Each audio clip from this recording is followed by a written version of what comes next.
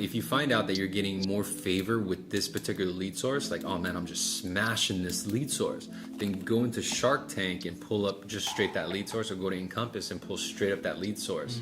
Look for funded loans under that lead source. Okay. If you're noticing that you're having more fundings within a specific state, like, oh man, these people in Florida love me, you know, probably because of the timing, right? Us being in the West Coast. So consider those things rather than kind of just taking any business and then shooting them down one specific line. Gotcha. But it's ultimately going to come now down to two lines, right? Two paths, or actually three. I'm sorry. So three paths. One, you don't qualify, or you don't no need, right? And then two is going to be conventional. Third is going to be government. And so if you're going down government, you already know there's only going to be so many paths. You're kind of quickly checking off your checklist. And if it looks like no deal, then cut the conversation. Got it. But the whole point was, I can still send them that cool complimentary report. Yeah. Job done, right? Yeah. You're not married to them yet. All you're doing is just filling them out real quick. Okay, cool, you're on your way. Here's your cool complimentary report. So the complimentary report, this profile report is actually what it's called. All it allowed us to do is have a water breaker, right? It's called a water breaker, right? Icebreaker. Icebreaker, there you go. I was like, man, that doesn't sound right, dude. I'm thinking of like a pregnant lady or something like that. But you get what I mean, Yeah. right? So it kind of becomes like an opener.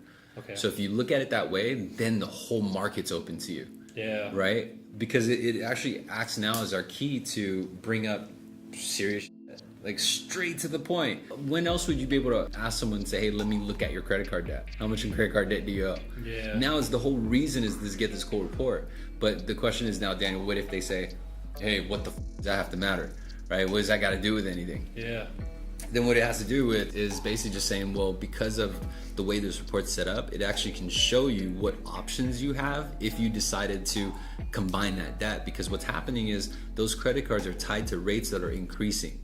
So this is actually taking away from your net income. So if you want to use it, it's up to you, but it's going to be part of the report. It's really neat. I'll show you. How much are you sending on this credit card debt? Does that make sense? Yeah. So you answered it and then built up the suspense. Watch, I'll show you. And then go right back to the application. See? Gotcha.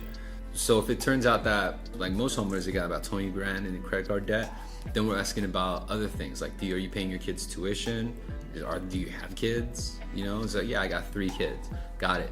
Childcare, daycare, right? After school activities. These are things that are not on the credit report.